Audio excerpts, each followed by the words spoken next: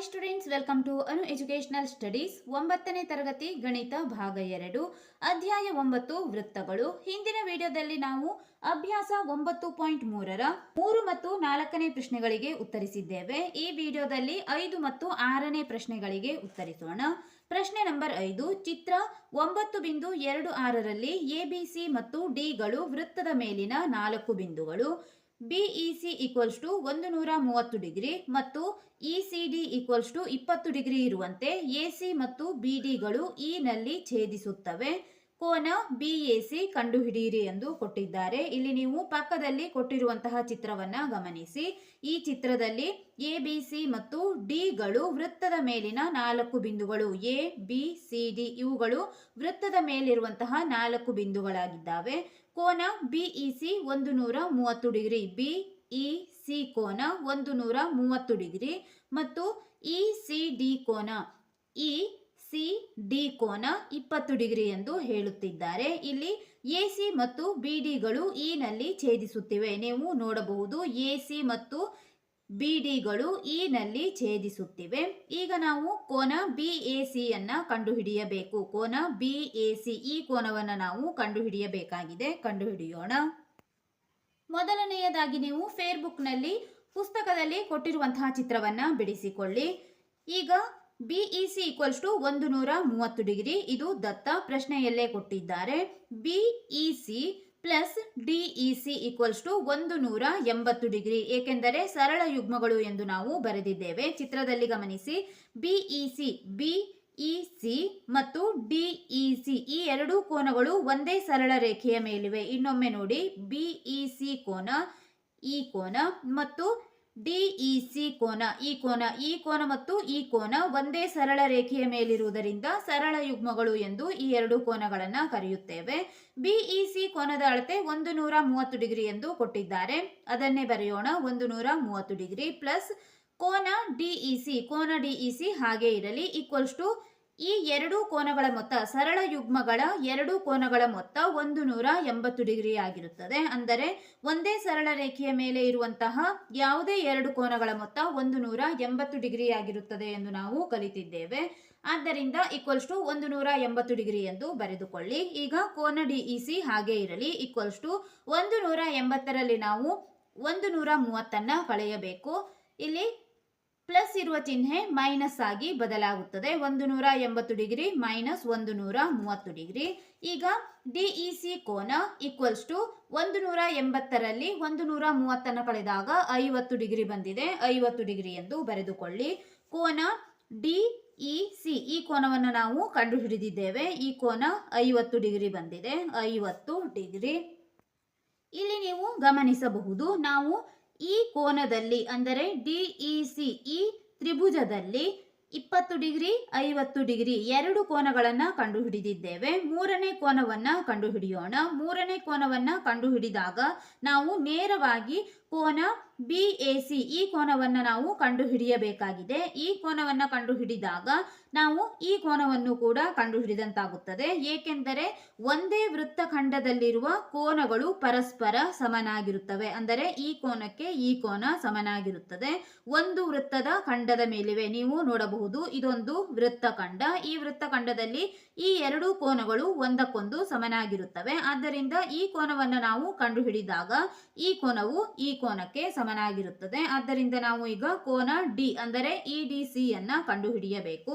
ಆದ್ದರಿಂದ ಕೋನ ಡಿಇಸಿ ಪ್ಲಸ್ ಕೋನ ಇಸಿಡಿ ಈ ಕೋನ plus CDE equals to 180 degree ಎಂದು ತೆಗೆದುಕೊಳ್ಳೋಣ. ಏಕೆಂದರೆ ತ್ರಿಭುಜದ ಒಳಕೋನಗಳ ಮೊತ್ತ 180 ಡಿಗ್ರಿ ಆಗಿರುತ್ತದೆ. ಇದನ್ನು ಕೂಡ ನೀವು ಮೊದಲೇ ಕಲಿತಿದ್ದೀರಿ. ಯಾವುದೇ ಒಂದು ತ್ರಿಭುಜದ ಒಳಕೋನಗಳ ಮೊತ್ತ 180 ಡಿಗ್ರಿ ಆಗಿರುತ್ತದೆ. ಈಗ ಇವುಗಳ ಬೆಲೆಯನ್ನ ಬರೆಯೋಣ. ಇಸಿಡಿ ಕೋನ 20 ಡಿಗ್ರಿ ಮತ್ತು ಡಿಇಸಿ ಕೋನ 50 ಡಿಗ್ರಿ ಇದೆ. 50 degree plus 20 degree plus CDE ಕೋನ ಕಂಡುಹಿಡಿಯಬೇಕು. ಈಕ್ವಲ್ಸ್ ಟು 180 ಎಂದು ಬರೆದುಕೊಳ್ಳಿ. 50ಕ್ಕೆ 20 ಕೂಡಿಸಿದಾಗ 70 ಡಿಗ್ರಿ ಬಂದಿದೆ. Plus CDE equals to 120 degree. ಈಗ ನಾವು ಕೋನ ಸಿಡಿಇ ಅನ್ನ ಕಂಡುಹಿಡಿಯಬೇಕಾದಾಗ 70 ಡಿಗ್ರಿಯನ್ನು 180ರಲ್ಲಿ ಕಳೆಯಬೇಕು. ಪ್ಲಸ್ ಇರುವ ಚಿಹ್ನೆ ಈಕ್ವಲ್ಸ್ ಟು ಚಿಹ್ನೆ ಬಲಬದಿ ಬಂದಾಗ ಮೈನಸ್ ಆಗುತ್ತದೆ. ಆದ್ದರಿಂದ ಪ್ಲಸ್ 70 ಮೈನಸ್ 70 ಆಗಿದೆ. 180 ಡಿಗ್ರಿಯಲ್ಲಿ 70 ಡಿಗ್ರಿಯನ್ನು ಕಳೆದಾಗ 110 ಡಿಗ್ರಿ ಉಳಿಯಿತು. CDE ಕೋನ, ಈ ಕೋನ ಈಗ 110 ಡಿಗ್ರಿ ಬಂದಿದೆ. ಈ ಕೋನ 110 ಡಿಗ್ರಿ ಆದಾಗ ಈ ಕೋನವು ಕೂಡ 110 ಡಿಗ್ರಿ ಆಗುತ್ತದೆ. ಆದ್ದರಿಂದ ಕೆಳಗೆ ಬರೆಯಿರಿ. ಪ್ರಮೇಯ 9.8ರ ಪ್ರಕಾರ 9.8ರ ಪ್ರಕಾರ ನಾವು ಒಂದು ವೃತ್ತದ ಒಂದೇ ಖಂಡದಲ್ಲಿರುವ ಕೋನಗಳು ಪರಸ್ಪರ ಸಮ ಎಂದು ಕಲಿತಿದ್ದೇವೆ. ಪ್ರಮೇಯವನ್ನ ಬರೆಯಬೇಕು. ಇದಕ್ಕೆ ಕಾರಣ ಒಂದು ವೃತ್ತದ ಒಂದೇ ಖಂಡದಲ್ಲಿರುವ ಕೋನಗಳು ಪರಸ್ಪರ ಸಮ. ಆದ್ದರಿಂದ CDE ಈಕ್ವಲ್ಸ್ ಟು BAC, ಕೋನ CDA ಈಕ್ವಲ್ಸ್ ಟು BAC ಆಗುತ್ತದೆ. ನೋಡಿ, ಕೋನ CDE ಈಕ್ವಲ್ಸ್ ಟು ಕೋನ BAC, ಈ ಕೋನ ಈ ಕೋನಕ್ಕೆ ಸಮನಾಗುತ್ತದೆ. ಆದ್ದರಿಂದ ಈ ಕೋನ 110 ಡಿಗ್ರಿ ಇದ್ದಾಗ ಈ ಕೋನವು ಕೂಡ 110 ಡಿಗ್ರಿ ಆಗುತ್ತದೆ. ಅದನ್ನೇ ಬರೆಯಿರಿ. ಕೋನ CDE ಈಕ್ವಲ್ಸ್ ಟು ಕೋನ BAC ಈಕ್ವಲ್ಸ್ ಟು 110 ಡಿಗ್ರಿ. ಈ ಕೋನ ಈ ಕೋನಕ್ಕೆ ಸಮನಾಗಿದೆ. ಇನ್ನೊಮ್ಮೆ ಕೊನೆಯಲ್ಲಿ ನಾವು BAC ಕೋನವನ್ನು ಕಂಡುಹಿಡಿಯಲು ಹೇಳಿದ್ದಾರೆ. ಆದ್ದರಿಂದ ಇನ್ನೊಮ್ಮೆ ಕೋನ BAC ಈಕ್ವಲ್ಸ್ ಟು 110 ಡಿಗ್ರಿ ಎಂದು ಬರೆದುಕೊಳ್ಳಿ. ಕೋನ BAC ಈಕ್ವಲ್ಸ್ ಟು 110 ಡಿಗ್ರಿ. ಪ್ರಶ್ನೆ ನಂಬರ್ 6. ABCDಯು ಚಕ್ರೀಯ ಚತುರ್ಭುಜ. ಅದರ ಕರ್ಣಗಳು E ನಲ್ಲಿ ಛೇದಿಸುತ್ತವೆ. ಕೋನ DBC ಈಕ್ವಲ್ಸ್ ಟು 70 ಡಿಗ್ರಿ, ಕೋನ BAC ಈಕ್ವಲ್ಸ್ ಟು 30 ಡಿಗ್ರಿ. ಆದರೆ ಕೋನ BCDಯನ್ನು ಹಾಗೆಯೇ AB ಈಕ್ವಲ್ಸ್ ಟು BC ಆದರೆ ECDಯನ್ನು ಕಂಡುಹಿಡಿಯಿರಿ. ಈಗ ಇಲ್ಲಿ ಈ ಕೊಟ್ಟಿರುವ ಪ್ರಶ್ನೆಗೆ ನಾವು ಒಂದು ಚಿತ್ರವನ್ನ ರಚಿಸಿಕೊಳ್ಳೋಣ. ಚಿತ್ರವನ್ನ ರಚಿಸಿಕೊಂಡು ನಂತರ ಇಲ್ಲಿ ಕೋನ DBC ಈಕ್ವಲ್ಸ್ ಟು 70 ಡಿಗ್ರಿ, ಕೋನ BAC ಈಕ್ವಲ್ಸ್ ಟು 30 ಡಿಗ್ರಿಗಳನ್ನು ಕೊಟ್ಟಿದ್ದಾರೆ. ಈಗ ನಾವು ಕೋನ BCDಯನ್ನ ಕಂಡುಹಿಡಿಯಬೇಕು ಮತ್ತು AB ಈಕ್ವಲ್ಸ್ ಟು BC ಆದಾಗ, ಅಂದರೆ ಈ ಎರಡು ಬಾಹುಗಳು ಸಮನಾದಾಗ ಕೋನ ECDಯನ್ನ ಕಂಡುಹಿಡಿಯಬೇಕಾಗುತ್ತದೆ. ಇದಕ್ಕೆ ಸಂಬಂಧಪಟ್ಟ ಚಿತ್ರವನ್ನ ಈಗ ನಾವು ರಚಿಸೋಣ. ABCD ಒಂದು ಚಕ್ರೀಯ ಚತುರ್ಭುಜ. ಚಕ್ರೀಯ ಚತುರ್ಭುಜ ಎಂದರೆ ವೃತ್ತದಲ್ಲಿ ಇರುವಂತಹ ಚತುರ್ಭುಜ. ಈ ವೃತ್ತದಲ್ಲಿ 4 ಬಾಹುಗಳು ವೃತ್ತದ ಮೇಲಿರಬೇಕು ಅಥವಾ 4 ಬಿಂದುಗಳು ವೃತ್ತದ ಮೇಲಿರುವಂತಹ ಚತುರ್ಭುಜಕ್ಕೆ ಚಕ್ರೀಯ ಚತುರ್ಭುಜ ಎಂದು ಕರೆಯುತ್ತಾರೆ. ಈಗ ನಾವು ಚಿತ್ರ ಬಿಡಿಸೋಣ. ಈ ರೀತಿಯಾಗಿ ಚಿತ್ರ ಬಿಡಿಸಬೇಕು. ABCD ಇದು ಒಂದು ಚಕ್ರೀಯ ಚತುರ್ಭುಜ ಎಂದು ಕೊಟ್ಟಿದ್ದಾರೆ. ನಂತರ ಇಲ್ಲಿ ಕರ್ಣಗಳು E ನಲ್ಲಿ ಛೇದಿಸುತ್ತವೆ. ಕರ್ಣಗಳು E ನಲ್ಲಿ ಛೇದಿಸುತ್ತವೆ ಎಂದು ಕೊಟ್ಟಿದ್ದಾರೆ. ಆದ್ದರಿಂದ ಕರ್ಣ AC ಮತ್ತು DB ಛೇದಿಸುವ ಜಾಗದಲ್ಲಿ E ಎಂದು ಬರೆದುಕೊಳ್ಳಿ. ಇಲ್ಲಿ E ನಲ್ಲಿ ಛೇದಿಸುತ್ತಿವೆ. DBC ಕೋನ 70 ಡಿಗ್ರಿ ಎಂದು ಕೊಟ್ಟಿದ್ದಾರೆ. DBC ಕೋನ 70 ಡಿಗ್ರಿ ಬರೆದುಕೊಳ್ಳಿ. ಮತ್ತೆ ಪ್ರಶ್ನೆಯಲ್ಲಿ ಕೋನ BAC 30 ಡಿಗ್ರಿ ಎಂದು ಕೊಡಲಾಗಿದೆ. BAC 30 ಡಿಗ್ರಿ ಎಂದು ತೆಗೆದುಕೊಳ್ಳಿ. ಈಗ ನಾವು ಕೋನ BCDಯನ್ನು ಕಂಡುಹಿಡಿಯಬೇಕು. BCD ಈ ಕೋನವನ್ನು ನಾವು ಕಂಡುಹಿಡಿಯಬೇಕು. ಇಲ್ಲಿ ಅರ್ಧ ಕೋನವನ್ನು ಕೊಟ್ಟಿದ್ದಾರೆ. ಈಗ ನಾವು ಈ ಪೂರ್ಣ ಕೋನವನ್ನು BCD ಈ ಎರಡು ಕೋನಗಳನ್ನು ಸೇರಿಸಿ ಒಂದು ಕೋನವನ್ನು ನಾವು ಈಗ ಕಂಡುಹಿಡಿಯಬೇಕು. ಬರೆಯಿರಿ. ಕೋನ DBC ಈಕ್ವಲ್ಸ್ ಟು 70 ಡಿಗ್ರಿ, ಇದು ದತ್ತವಾಗಿದೆ. DBC 70 ಡಿಗ್ರಿ ಮತ್ತು BAC 30 ಡಿಗ್ರಿ, ಇವು ದತ್ತಗಳು. ಈಗ ನಾವು BCDಯನ್ನ ಕಂಡುಹಿಡಿಯಬೇಕು. BCDಯನ್ನ ಮೊದಲು ಕಂಡುಹಿಡಿಯೋಣ. ಆದ್ದರಿಂದ BCD equals to question mark ಮತ್ತು ECDಯನ್ನ ಕಂಡುಹಿಡಿಯಲು ಹೇಳಿದ್ದಾರೆ. ECD ಈ ಕೋನವನ್ನು ಕೂಡ ಕಂಡುಹಿಡಿಯಬೇಕಾಗಿದೆ. ಈಕ್ವಲ್ಸ್ ಟು ಕ್ವಶನ್ ಮಾರ್ಕ್ ಎಂದು ತೆಗೆದುಕೊಳ್ಳಿ. DC ಒಂದು ಜ್ಯಾ ಆಗಿದೆ. ಈಗ ಇಲ್ಲಿ ನೀವು ಗಮನಿಸಬಹುದು, DCಯನ್ನ ನಾವು ಒಂದು ಜ್ಯಾ ಎಂದು ತೆಗೆದುಕೊಳ್ಳೋಣ. DCಯನ್ನ ಜ್ಯಾ ಎಂದು ತೆಗೆದುಕೊಂಡಾಗ DAC equals to DBC, DAC equals to DBC. ಇಲ್ಲೊಮ್ಮೆ ನೋಡಿ, DACಯು DBCಗೆ ಸಮನಾಗಿದೆ ಎಂದು ಹೇಳುತ್ತಿದ್ದಾರೆ. ಏಕೆಂದರೆ ವೃತ್ತದ ಒಂದೇ ಖಂಡದಲ್ಲಿರುವ ಕೋನ, ಈ ಎರಡು ಕೋನಗಳು ಒಂದೇ ಖಂಡದಲ್ಲಿವೆ. DAC ಈ ಕೋನ ಮತ್ತು DBC ಈ ಕೋನ ಒಂದಕ್ಕೊಂದು ಸಮ, ಅಂದರೆ ಒಂದೇ ಖಂಡದಲ್ಲಿವೆ. ನೀವು ನೋಡಬಹುದು ಈ ಎರಡು ಕೋನಗಳು ಒಂದೇ ಖಂಡದಲ್ಲಿವೆ. ಆದ್ದರಿಂದ ಕೋನ DACಯನ್ನ 70 ಡಿಗ್ರಿ ಎಂದು ನಾವು ತೆಗೆದುಕೊಳ್ಳಬೇಕು. ಈ ಕೋನ 70 ಡಿಗ್ರಿ ಎಂದು ತೆಗೆದುಕೊಳ್ಳೋಣ. ಕೋನ DAC ಈಕ್ವಲ್ಸ್ ಟು 70 ಡಿಗ್ರಿ. ಈಗ ನೀವು ನೋಡಬಹುದು ಈ ಕೋನ ಮತ್ತು ಈ ಕೋನವನ್ನು ನಾವು ಕಂಡುಹಿಡಿಯಬೇಕು. ಕೋನ 30 ಡಿಗ್ರಿ ಎಂದು ಕೊಟ್ಟಿದ್ದಾರೆ. ಈ ಕೋನ 30 ಡಿಗ್ರಿ ಆದಾಗ ಪಕ್ಕದ ಕೋನವನ್ನು ನಾವು ಇಲ್ಲಿ 70 ಡಿಗ್ರಿ ಎಂದು ತೆಗೆದುಕೊಂಡಿದ್ದೇವೆ. ಆದ್ದರಿಂದ DAB ಈ ಕೋನವನ್ನು ಕಂಡುಹಿಡಿಯುವಾಗ ಈ ಕೋನ ಮತ್ತು ಈ ಕೋನವನ್ನು ಕೂಡಿಸಬೇಕು. ಆದ್ದರಿಂದ ಕೋನ DAB ಕೋನ ಈಕ್ವಲ್ಸ್ ಟು DAC ಕೋನ ಪ್ಲಸ್ BAC ಕೋನ 30 ಡಿಗ್ರಿ ಎಂದು ಕೊಡಲಾಗಿದೆ. DAC ಕೋನ 70 ಡಿಗ್ರಿ ಎಂದು ಕಂಡುಹಿಡಿದಿದ್ದೇವೆ. ಆದ್ದರಿಂದ DAC 70 ಪ್ಲಸ್ BAC 30 ಎಂದು ಬರೆದುಕೊಳ್ಳಿ. 70ಕ್ಕೆ 30 ಕೂಡಿಸಿದಾಗ 100 ಡಿಗ್ರಿ ಬರುತ್ತದೆ.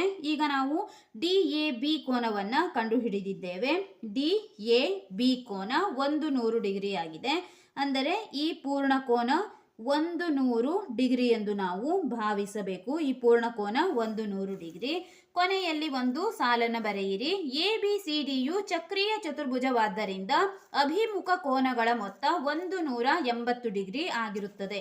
ಇದು ಒಂದು ವೃತ್ತದಲ್ಲಿರುವ ಚತುರ್ಭುಜ, ಅಂದರೆ ಚಕ್ರೀಯ ಚತುರ್ಭುಜವಾದ್ದರಿಂದ ಅಭಿಮುಖ ಕೋನಗಳ ಮೊತ್ತ 180 ಡಿಗ್ರಿಗೆ ಸಮನಾಗಿರುತ್ತದೆ. ಆದ್ದರಿಂದ ಈ ಕೋನವನ್ನು ಈ ಕೋನಕ್ಕೆ ಸೇರಿಸಿದಾಗ, ಅಂದರೆ ಈ ಕೋನ 100 ಡಿಗ್ರಿ ಬಂದಿದೆ. ಈ ಕೋನವನ್ನು ನಾವು ಕಂಡುಹಿಡಿಯಬೇಕಾದರೆ 100ಕ್ಕೆ 80 ಕೂಡಿಸಿದಾಗ 180 ಡಿಗ್ರಿ ಆಗುತ್ತದೆ. ಏಕೆಂದರೆ ಅಭಿಮುಖ ಕೋನಗಳ ಮೊತ್ತ 180 ಆಗಬೇಕು. ಇಲ್ಲಿ ಕೋನ 100 ಡಿಗ್ರಿ ಆಗಿದೆ ಎಂದರೆ ಈ ಕೋನ 80 ಡಿಗ್ರಿ ಆಗಿದೆ ಎಂದು ಅರ್ಥ. ಏಕೆಂದರೆ 100 + 80 180 ಆಗುತ್ತದೆ. ಬರೆಯೋಣ. ಆದ್ದರಿಂದ ಕೋನ DAB ಪ್ಲಸ್ ಕೋನ BCD ಈಕ್ವಲ್ಸ್ ಟು 180 ಡಿಗ್ರಿ ಅಭಿಮುಖ ಕೋನಗಳು ಎಂದು ಬರೆದುಕೊಳ್ಳಿ. ಅಭಿಮುಖ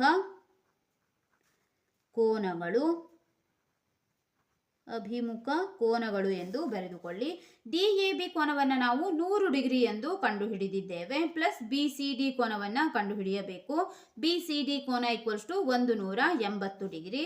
ಈಗ ಕೋನ BCDಯನ್ನು ಹಾಗೆ ಇರಿಸಿ 180ರಲ್ಲಿ 100 ಕಳೆಯಬೇಕಾಗಿದೆ. 180 ಡಿಗ್ರಿ ಮೈನಸ್ 100 ಡಿಗ್ರಿ. ಆದ್ದರಿಂದ BCD ಕೋನ ಈಕ್ವಲ್ಸ್ ಟು 180ರಲ್ಲಿ 100 ಡಿಗ್ರಿಯನ್ನು ಕಳೆದಾಗ 80 ಡಿಗ್ರಿ ಉಳಿದಿದೆ. ಆದ್ದರಿಂದ BCD ಕೋನ 80 ಡಿಗ್ರಿ. ಕೋನ BCDಯನ್ನು ಕಂಡುಹಿಡಿಯಲು ಹೇಳಿದ್ದಾರೆ. ಆದ್ದರಿಂದ ಕೋನ BCD ಈಕ್ವಲ್ಸ್ ಟು 80 ಡಿಗ್ರಿ ಎಂದು ಬರೆದುಕೊಳ್ಳಿ. ಈಗ ನಾವು ಮೊದಲನೇ ಪ್ರಶ್ನೆಗೆ ಉತ್ತರಿಸಿದ್ದೇವೆ. ಅದರಲ್ಲೇ ಇನ್ನೊಂದು ಪ್ರಶ್ನೆ ಇದೆ. ಕೋನ ECDಯನ್ನು ಕಂಡುಹಿಡಿಯಬೇಕು. ಅಂದರೆ AB ಈಕ್ವಲ್ಸ್ ಟು BC ಆದರೆ ಕೋನ ECD ಎಷ್ಟು ಎಂದು ಕೇಳಿದ್ದಾರೆ 6ನೇ ಪ್ರಶ್ನೆಯಲ್ಲಿ. ಈ ಎರಡು ಬಾಹುಗಳು ಸಮನಾಗಿದ್ದಾಗ ಕೋನ ECD ಈ ಕೋನವನ್ನು ನಾವು ಕಂಡುಹಿಡಿಯಬೇಕು. ಈ ಕೋನ ಎಷ್ಟು ಎಂದು ಕೇಳಿದ್ದಾರೆ. ಈಗ ನಾವು ನೋಡೋಣ.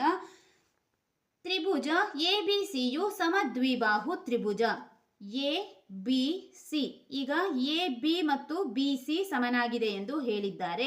AB BC ಸಮನಾಗಿದ್ದಾಗ ಈ ಎರಡು ಬಾಹುಗಳು ಸಮನಾಗಿವೆ ಎಂದು ಅರ್ಥ. ಅಂದರೆ ಎರಡು ಬಾಹುಗಳು ಸಮನಾಗಿವೆ. ಎರಡು ಬಾಹು ಸಮನಾಗಿರುವಂತಹ ತ್ರಿಭುಜವನ್ನು ನಾವು ಸಮದ್ವಿಬಾಹು ತ್ರಿಭುಜ ಎಂದು ಕರೆಯುತ್ತೇವೆ. ಆದ್ದರಿಂದ ಇದೊಂದು ಸಮದ್ವಿಬಾಹು ತ್ರಿಭುಜ. ಆದ್ದರಿಂದ BAC equals to BCA. BAC equals to BCA ಅಂದರೆ ಈ ಕೋನ ಈ ಕೋನಕ್ಕೆ ಸಮನಾಗಿದೆ ಎಂದು ಅರ್ಥ. ಏಕೆಂದರೆ ಈ ಎರಡು ಬಾಹುಗಳು ಸಮನಾಗಿದ್ದಾಗ ಮೂರನೇ ಬಾಹುವಿನೊಂದಿಗೆ ಇಲ್ಲಿ ರಚಿಸಲ್ಪಟ್ಟ ಕೋನ ಒಂದಕ್ಕೊಂದು ಸಮನಾಗಿರುತ್ತದೆ. ಆದ್ದರಿಂದ ಕೋನ BCA ಈಕ್ವಲ್ಸ್ ಟು 30 ಡಿಗ್ರಿ ಎಂದು ಬರೆದುಕೊಳ್ಳಿ. BAC ಕೋನ 30 ಡಿಗ್ರಿ ಆಗಿದ್ದಾಗ BCA ಕೋನವು ಕೂಡ 30 ಡಿಗ್ರಿ ಆಗುತ್ತದೆ. ಆದ್ದರಿಂದ BCA ಈಕ್ವಲ್ಸ್ ಟು 30 ಡಿಗ್ರಿ ಎಂದು ಬರೆಯಿರಿ. ಈ ಕೋನ 30 ಡಿಗ್ರಿ ಆಗಿದೆ. ಈಗ ಕೋನ BCD 80 ಡಿಗ್ರಿ. ಮೊದಲನೇ ಪ್ರಶ್ನೆಯಲ್ಲಿ ಈಗ ನಾವು ಕಂಡುಹಿಡಿದಿದ್ದೇವೆ. 80 ಡಿಗ್ರಿ BCD ಬಂದಿದೆ. BCD ಕೋನ 80 ಡಿಗ್ರಿ. BCD ಕೋನ ಈ ಪೂರ್ಣ ಕೋನ 80 ಡಿಗ್ರಿ ಆಗಿದೆ. ಅಂದರೆ ಈ ಕೋನ 30 ಡಿಗ್ರಿ ಆದಾಗ ಈ ಕೋನ 50 ಡಿಗ್ರಿ ಆಗಬೇಕು. ಪೂರ್ಣ ಕೋನ 80 ಇದೆ. 50 + 30 ಎಂದರೆ 80 ಆಗುತ್ತದೆ. ಆದ್ದರಿಂದ ನಾವು ಈಗ ಇಲ್ಲಿ ಕೋನ BCA ಮತ್ತು ACD ಎ ಸಿ ಡಿ ಕೋನ 80 ಡಿಗ್ರಿ ಎಂದು ತೆಗೆದುಕೊಳ್ಳೋಣ. ಏಕೆಂದರೆ ಪೂರ್ಣ ಕೋನ ಬಿ ಸಿ ಡಿ 80 ಡಿಗ್ರಿ ಇದೆ. ಆದ್ದರಿಂದ ಅರ್ಧ ಕೋನ ಮತ್ತು ಅರ್ಧ ಕೋನ ಈಕ್ವಲ್ಸ್ ಟು 80 ಡಿಗ್ರಿ ಎಂದು ತೆಗೆದುಕೊಳ್ಳಬೇಕು. ಬಿ ಸಿ ಎ ಕೋನ 30 ಡಿಗ್ರಿ ಇದೆ ಪ್ಲಸ್ ಎ ಸಿ ಡಿ ಕೋನ ಹಾಗೆ ಇರಲಿ ಕಂಡುಹಿಡಿಯಬೇಕಾಗಿದೆ equals to 80 degree. A C D ಕೋನ ಹಾಗೆ ಇರಲಿ. 80ರಲ್ಲಿ ಈಗ ನಾವು 30 ಕಳೆಯಬೇಕು. ಅಂದರೆ 80ರಲ್ಲಿ 30 ಕಳೆದಾಗ ಈ ಕೋನ ಬರುತ್ತದೆ. ಆದ್ದರಿಂದ 80 ಡಿಗ್ರಿ ಮೈನಸ್ 30 ಡಿಗ್ರಿ. 80ರಲ್ಲಿ 30 ಕಳೆದಾಗ 50 ಉಳಿದಿದೆ. ಆದ್ದರಿಂದ ಇಲ್ಲಿ ನೀವು ನೋಡಬಹುದು ಇ ಸಿ ಡಿ ಕೋನ, ಈ ಕೋನ ನಮಗೆ 50 ಡಿಗ್ರಿ ಬಂದಿದೆ. ಈಗ ನಾವು ಇಲ್ಲಿ ಕಂಡುಹಿಡಿದಂಥದ್ದು ಎ ಸಿ ಡಿ ಕೋನ ಎಂದು ತೆಗೆದುಕೊಂಡಿದ್ದೇವೆ. ಎ ಸಿ ಡಿ ಕೋನ 50 ಡಿಗ್ರಿ ಆಗಿದೆ. ಈ ಕೋನ ಎ ಸಿ ಡಿ ಕೋನ ಎಂದರೆ ಇ ಸಿ ಡಿ ಕೋನ, ಈ ಎರಡು ಕೋನಗಳು ಒಂದೇ ಆಗಿವೆ. ಎ ಸಿ ಡಿ ಮತ್ತು ಇ ಸಿ ಡಿ ಕೋನ ಒಂದೇ ಆಗಿದೆ. ಆದ್ದರಿಂದ ಎ ಸಿ ಡಿ ಕೋನ, ಎ ಸಿ ಡಿ ಕೋನ 50 ಡಿಗ್ರಿ ಆದಾಗ ಇ ಸಿ ಡಿ ಕೋನವು ಕೂಡ ಇಲ್ಲಿ 50 ಡಿಗ್ರಿ ಆಗುತ್ತದೆ. ಆದ್ದರಿಂದ ಇ ಸಿ ಡಿ ಕೋನ ಈಕ್ವಲ್ಸ್ ಟು 50 ಡಿಗ್ರಿ ಎಂದು ತೆಗೆದುಕೊಳ್ಳಿ. ಈಗ ನಾವು A B equals to B C ಆದಾಗ ಈ ಬಾಹುವಿಗೆ ಸಮನಾಗಿದ್ದಾಗ ಇ ಸಿ ಡಿ ಕೋನವನ್ನು ಕಂಡುಹಿಡಿದಿದ್ದೇವೆ. ಕೋನ E C D equals to 50 degree ಬಂದಿದೆ.